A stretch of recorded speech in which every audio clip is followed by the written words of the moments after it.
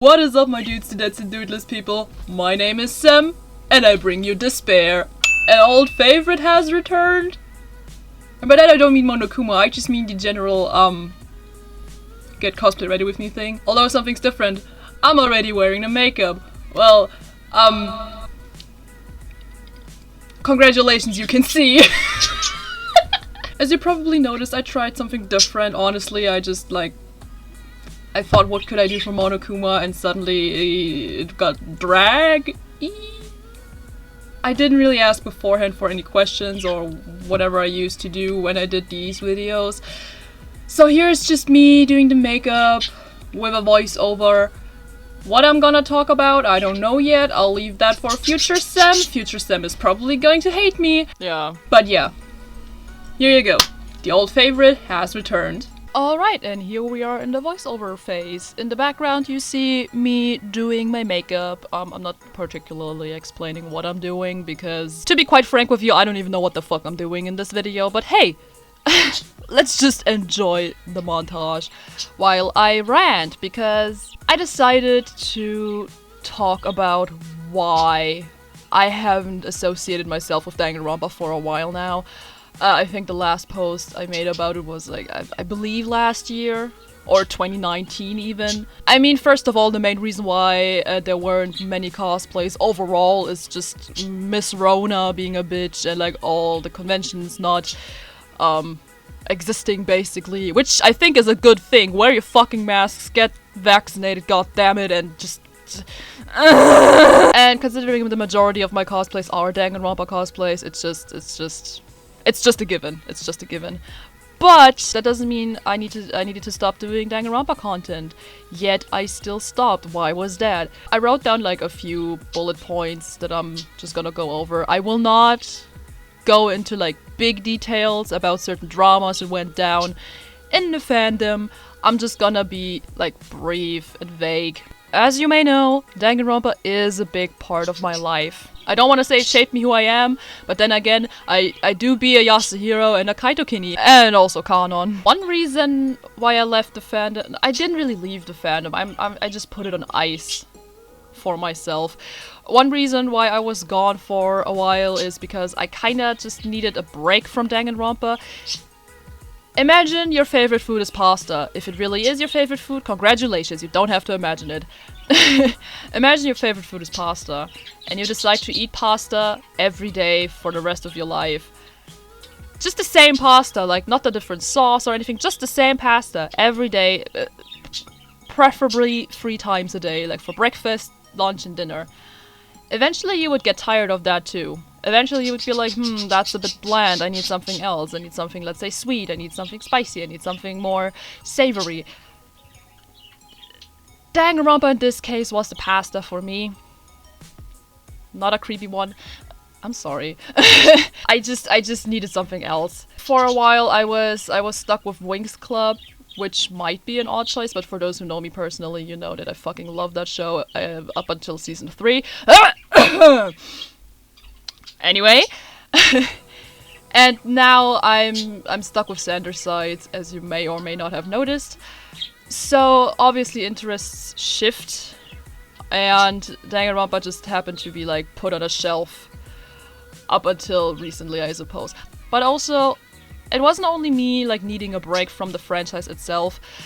It was that was maybe like 20% of the reason why I needed a break. The other 80% are just things fandom related, sadly.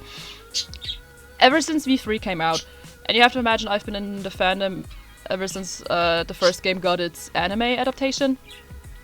Ever since V3 came out, there was a huge shift. I would say it was the hugest shift in the fandom, which by itself is not a bad thing. Things like that keep fandoms alive, and I've seen through time how the fandom has shifted from one point to another.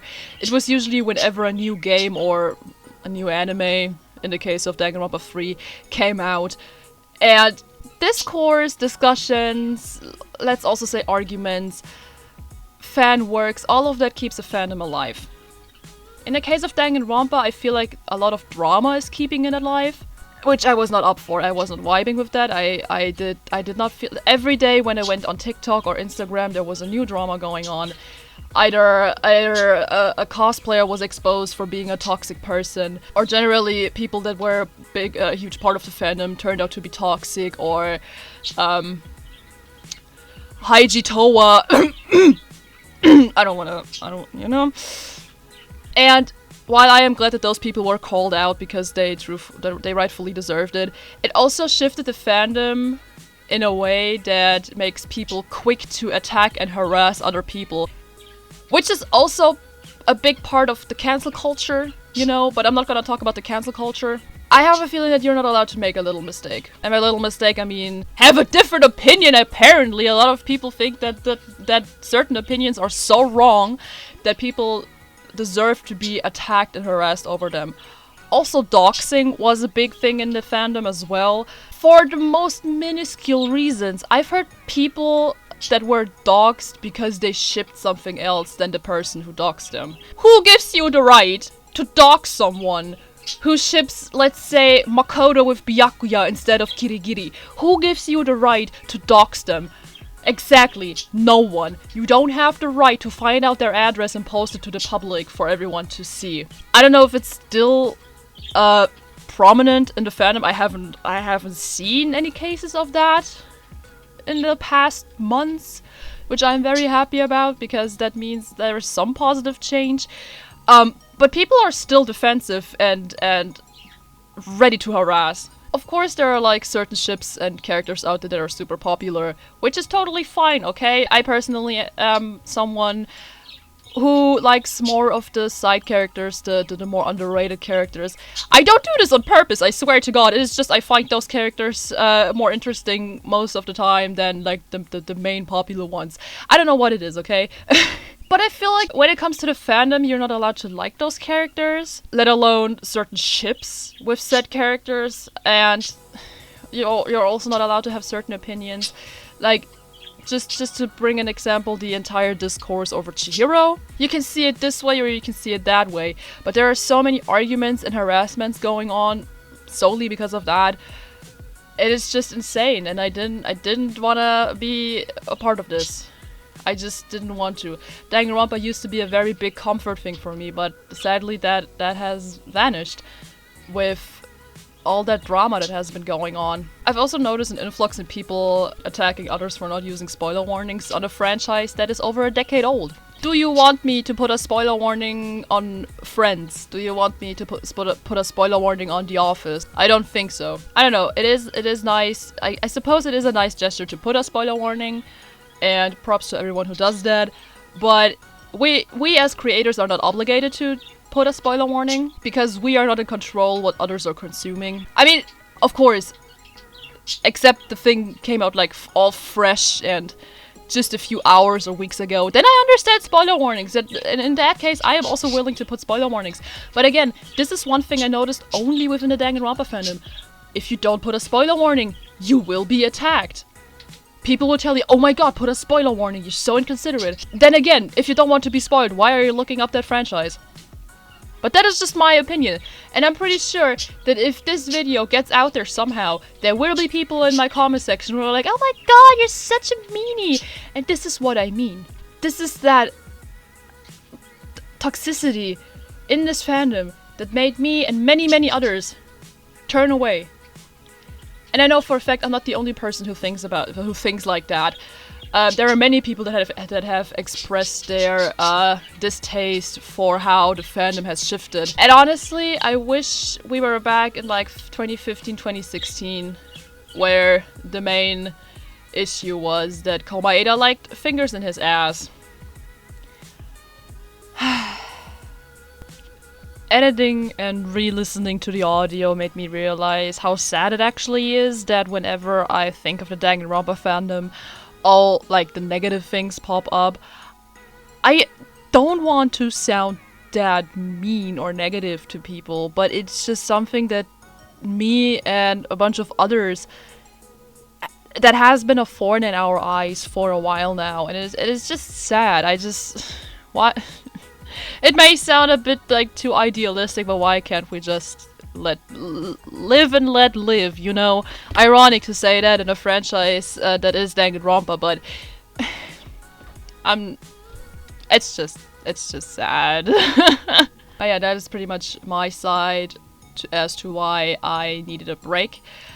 I will possibly never be as active in the Danganronpa fandom as I used to be. I do want to contribute some things though, but it won't be as much as it used to be. And before anyone comes at me, I am aware that there are still good people out there in the fandom, but I wasn't talking about those people. They're completely like out of the picture in this scenario. I'm really just talking about the reasons why I left and not why I didn't leave, you know. So yeah, back to you, past Sam, you dumbass. I hope you liked my video. Whatever I was talking about, I don't know, could be anything. Future Sam is unpredictable, said the Yasuhiro Kenny. And I'll see you in the next video of whatever it'll be. Bye bye. Before I forget it, because I do want the series to return to my channel, leave some suggestions in the comments down below of what I could do in the Get Cosplay Ready With Me. Let it be a Q&A. If you want to see a Q&A, leave some questions. Challenges, truths or dares, which essentially is the first two combined, now that I think about it. But yeah, feel free to leave those in the comment section down below. And now for real, I see you in the next video of whatever it'll be. Bye bye!